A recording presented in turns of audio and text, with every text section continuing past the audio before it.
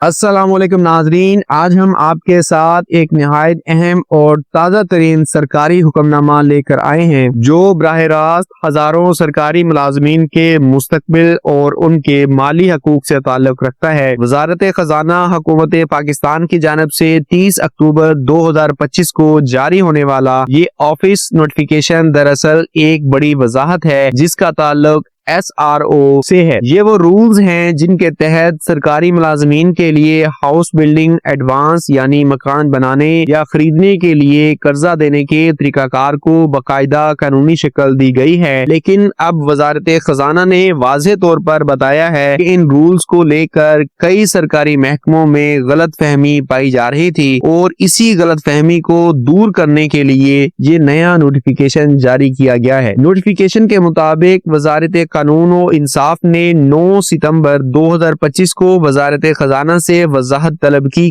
تھی کہ افسر اور افیشل کی اصلاحات کو کن ملازمین پر لاگو سمجھا جائے گا۔ اس وضاحت کے جواب میں وزارت خزانہ نے بالآخر صاف الفاظ میں یہ فیصلہ دیا ہے کہ افسر سے مراد وہ سرکاری ملازم ہیں جو گریڈ 17 یا اس سے اوپر کے عہدے پر فائز ہے، جبکہ افیشل سے مراد گریڈ 1 سے گریڈ 16 تک کے تمام سرکاری ملازمین ہیں۔ اس وضاحت کے بعد اب کسی بھی محکمے میں اس بات پر ابہام باقی نہیں رہا کہ کن ملازمین کو ہاؤس بلڈنگ ایڈوانس کی سہولت کس حد تک حاصل ہو سکتی ہے۔ یہ بات نہایت اہم ہے کہ رول کے مطابق ہاؤس بلڈنگ ایڈوانس کی رقم 24 ماہ کی بنیادی تنخواہ سے زیادہ نہیں ہو سکتی، جبکہ اس کی واپسی کی مدت زیادہ سے زیادہ 36 ماہ رکھی گئی ہے۔ یعنی حکومت نے واضح کر دیا ہے کہ اگر کوئی سرکاری ملازم اپنے گھر کی تعمیر کے لیے قرضہ لینا چاہتا ہے تو وہ صرف اپنی 2 سالہ بنیادی تنخواہ کے برابر رقم حاصل کر سکتا ہے اور اسے 3 سال کے اندر واپس کرنا لازمی ہوگا۔ یہ اصول تمام سرکاری اداروں پر یکساں طور پر لاگو ہوں گے، لیکن یہاں یہ نقطہ بہت دلچسپ ہے کہ اس پالیسی کے اطلاق میں فنڈ کی دستیابی کا سرٹیفکیٹ کا حصول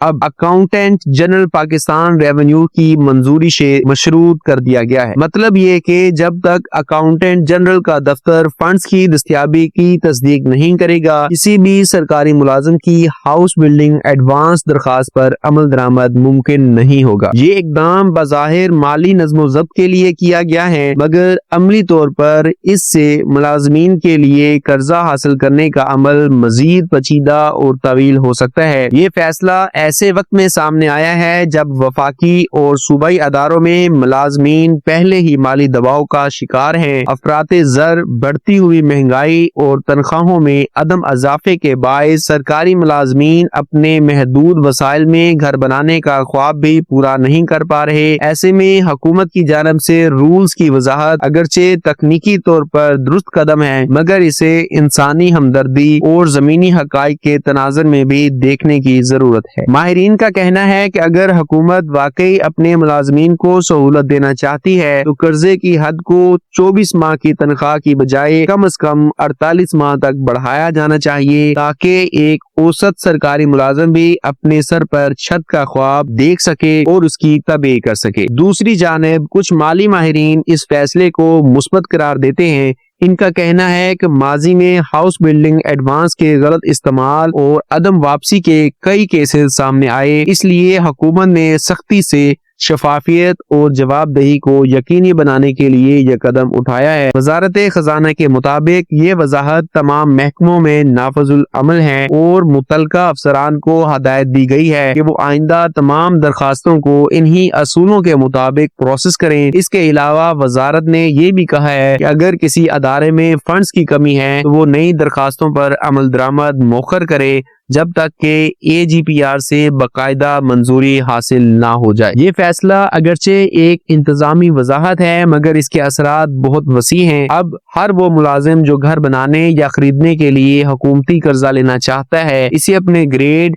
بنیادی تنخواہ اور فنڈز کی دستیابی کے مطابق خود کو تیار رکھنا ہوگا۔ اس سے مالی شفافیت تو بڑھے گی، मगर साथ ही ब्यूरोक्रेटिक मराहिल में इजाफा भी होगा। यहाँ ये बात काबिल जिक्र है कि वजारत खजाना ने इस नोटिफिकेशन के साथ वजारत कानून और इंसाफ को मुखातिब किया है, जिससे जाहिर होता है कि ये फैसला सिर्फ फाइनेंस डिवीजन की सतह तक महदूद नहीं बल्कि कानूनी तौर पर इसकी तस्दीक की जा चुकी है। नाजरीन, ये मामला सिर्फ एक सरकारी खत या रूल की वजाहत नहीं बल्कि ये पूरे ब्यूरोक्रेटिक निजाम की शफाफियत और जिम्मेदारी का अकास है। अगर हुकूमत इस अमल को दुरुस्त सिमत में आगे बढ़ाए तो ये एक मजबूत माली ढांचे की बुनियाद बन सकता है, मगर इसमें ताखीर या बेहिसी दिखाई गई तो यही निजाम लाजमीन के लिए मुश्किलात का बाइस बन सकता है। आखिर में मैं अपने तमाम सरकारी मुलाजमीन से कहना चाहूंगा कि इस नोटिफिकेशन को बागौर पढ़ें, अपने महकमे के अकाउंट ऑफिस से रजू करें और कर्ज के अमल में किसी भी गलत फहमी से बचने के लिए ताज़ा कवायद की कापी अपने पास रखें। याद रखें, कानून की समझ आपके हकूक का पहला दिफा है। अगर आप चाहते हैं कि सरकारी मुलाजमीन के हकूक के हवाले से ऐसी ही बाखबर और मुस्तनिद मालूमात आप तक पहुंचती रहें तो चैनल को सब्सक्राइब करें, वीडियो को लाइक करें और इसे ज्यादा से ज्यादा दोस्तों के साथ शेयर करें ताकि हर मुलाजिम अपने हक